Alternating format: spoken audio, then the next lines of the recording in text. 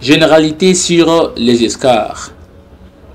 Vous devez savoir que sur la liste des soins de plaie, les escarres occupent la deuxième place après les ulcères de jambes. Et les escarres sont très fréquentes dans nos hôpitaux. Sa prévalence se situe surtout à toute personne immobile. La définition.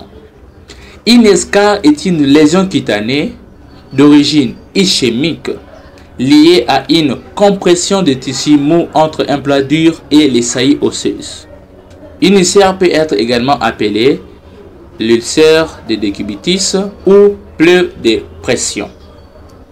La physiopathologie. Suivez-moi très bien ici. L'escarre est une plaie de pression. Elle se crée lorsque la peau d'une partie du corps est en hypoxie prolongée. Ça signifie, pour qu'il y ait escarre, il faut premièrement qu'il y ait compression des tissus cutanés entre deux plans durs, l'os et les plans sur lesquels repose le malade. La pression exercée par les corps sur les zones d'appui induit une réduction de l'apport sanguin, donc il y aura manque de nutrition et une hypoxie au niveau cellulaire, ce qui induit à l'ischémie, la nécrose et la survenue d'escarres. Vous devez aussi savoir que l'escarre est une maladie qui résulte toujours de l'addition de plusieurs facteurs. On ne peut pas prendre en charge une escarre si on n'a pas essayé d'agir sur tous les facteurs en cause, que j'appelle la pathogénèse. Les facteurs en cause. Nous avons 1. Force et la durée de la pression. Lorsque la pression d'appui est supérieure à la pression de perfusion tissulaire, ce qui va entraîner ce qu'on appelle une microangiopathie, puis une ischémie, un œdème interstitiel et une nécrose anoxique des tissus cutanés et sous-cutanés. Les tissus sous-cutanés et cutanés sont plus sensibles à l'effet de la pression que les couches les plus superficielles de la peau. Ceci explique que les dégâts sont souvent plus importants en profondeur que ne laisse imaginer une simple rougeur superficielle. Deuxième facteur en cause, c'est la force de cisaillement, autrement appelé glissement de couches cutanées les unes sur les autres. Troisième facteur en cause, c'est les frottements. Les forces de friction, les frottements du drap sur la peau, principalement au niveau du coude, du sacrum et du talon, sont également des facteurs en cause. La macération. La macération est la conséquence d'une humidité anormale de la peau hors de la transpiration. Surtout chez les malades souffrant de l'incontinence. La macération diminue la résistance des tissus. C'est aussi un facteur. Nous avons troubles neurologiques perturbant la sensibilité ou la conscience de la douleur. L'altération de la conscience comme le coma, la réduction de la mobilité telle qu'une paresthésie, une pathologie orthopédique, les troubles de la sensibilité comme paraplégie, l'hémiplégie et la neuropathie. Il y a aussi les facteurs intrinsèques. Les différents facteurs intrinsèques favorisent la survenue d'escarres. Nous pouvons citer un mauvais état général du patient, la dénutrition, une déshydratation, un amaigrissement, une fatigue physique importante, l'immobilité, les maladies vasculaires, l'anémie, les cancers, les bas débits circulatoires dus à une insuffisance cardiaque, une insuffisance rénale, une insuffisance respiratoire, un choc septique une transpiration excessive, un mauvais état cutané et l'âge du patient. Ce sont là les facteurs intrinsèques. Concernant les différents stades, nous avons 4 stades. Le premier stade, c'est érythème. Il s'agit d'une altération observable d'une peau intacte liée à la pression et se manifeste par une rougeur. Donc, l'escarre peut être d'une teinte rouge, bleue ou violacée persistante. Deuxième stade, la phytène. Ici, il s'agit d'une perte d'une partie de l'épaisseur de la peau. Cette perte peut toucher l'épiderme, le derme ou les deux à la fois. Troisième stade, c'est la nécrose. Ici, il s'agit d'une perte de toute l'épaisseur de la peau avec altération ou nécrose du tissu sous-cutané.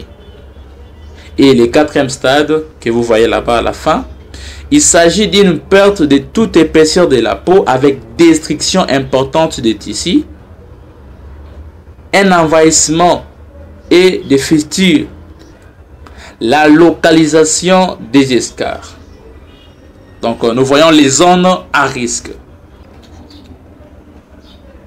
Parmi les zones à risque, nous pouvons citer l'occiput, les omoplates, les coudes, les régions sacrées, les talons, les trocateurs, les malléoles, l'ixion, les genoux, les orteils. Pour les traitements, vous devez savoir que le traitement est en fonction des stades de l'escarre. Mais à tous les stades, les massages doivent être proscrits. Je dis bien proscrits, car ils risquent de provoquer des décollements et d'aggraver une lésion. Au niveau du stade 1, il faut réduire la durée et l'intensité de l'appui en changeant de position régulièrement. Il faut également supprimer les facteurs favorisants comme la macération et les cisaillements. Au niveau du deuxième stade, la prise en charge d'une escarre au stade 1 va s'appliquer aussi à la prise en charge d'une escarre au stade 2, mais en complément, il est nécessaire d'utiliser un passement de recouvrement, de façon à maintenir l'environnement humide favorisant la cicatrisation. Au niveau du troisième et quatrième stade, l'escarre est constitué. Le traitement comprend alors plusieurs étapes: l'élimination des tissus nécrosés, les contrôles des exsudats et de l'infection, les stratégies de la thérapeutique. Ici, je vais vous proposer quelques stratégies que nous pouvons utiliser toujours dans le traitement. Nous avons le principe de nettoyage. Les sérums physiologiques et les produits de préférence à utiliser pour nettoyage des escarres à tous les stades. La détertion. La détertion est l'élimination des éléments étrangers, exogènes ou endogènes, et des structures cellulaires tissulaires nécrosées qui sont présentes dans un foyer inflammatoire. Il y a aussi le bourgeonnement. Le bourgeonnement est la véritable étape de la cicatrisation.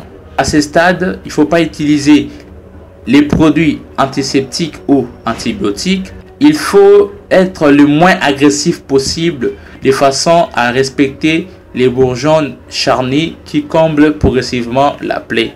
Les choix de pansement.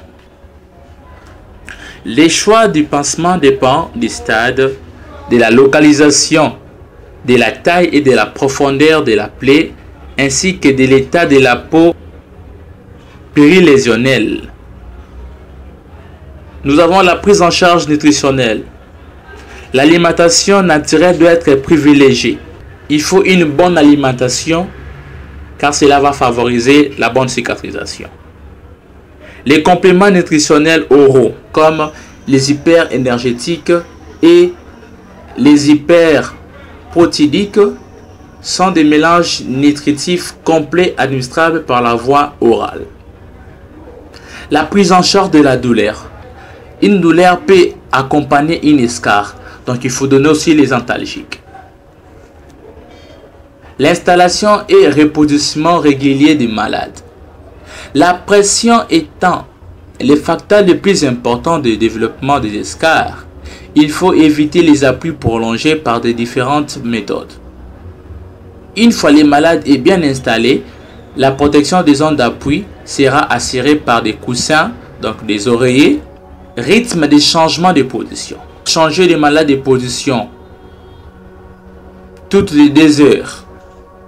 Cela aussi fait partie des stratégies thérapeutiques. Ensuite, nous avons la chirurgie. La chirurgie de l'escarre concerne le patient présentant des difficultés de cicatrisation. Un traitement chirurgical d'une escarre doit permettre une excision suffisante des tissus nécrosés, le comblement de la perte de substances et un respect maximal du capital cutané et musculaire. La prévention. Retenez que la prévention des escarres est une véritable priorité et s'applique à tout patient dont l'état cutané est intact, mais estimé à risque. Ça, c'est d'abord un. Mais aussi, la prévention vise à éviter la survenue de nouvelles escarres chez les patients qui en ont déjà développé. L'identification des facteurs de risque constitue l'aspect essentiel de la prévention des escarres. Donc il faut d'abord commencer par identifier chaque facteur de risque. Les éléments analysés sont l'état d'affaiblissement général, la réduction de la mobilité, il faut voir ça, les troubles de la sensibilité, les modifications de la peau, de la masse musculaire associée à l'âge, les mauvais états nutritionnels, la présence de la maladie chronique, l'incontinence, les problèmes de soins personnels et les traitements médicaux. Tous ces éléments vont vous permettre d'instaurer des mesures préventives efficaces. Mais aussi, n'oubliez pas, toujours dans la prévention, vous devez mettre les oreillers dans des zones à risque. Nous avons parlé des zones à risque. Dans toutes ces zones à risque-là, vous devez mettre toujours des oreillers. Et maintenir un bon état cutané par l'hygiène.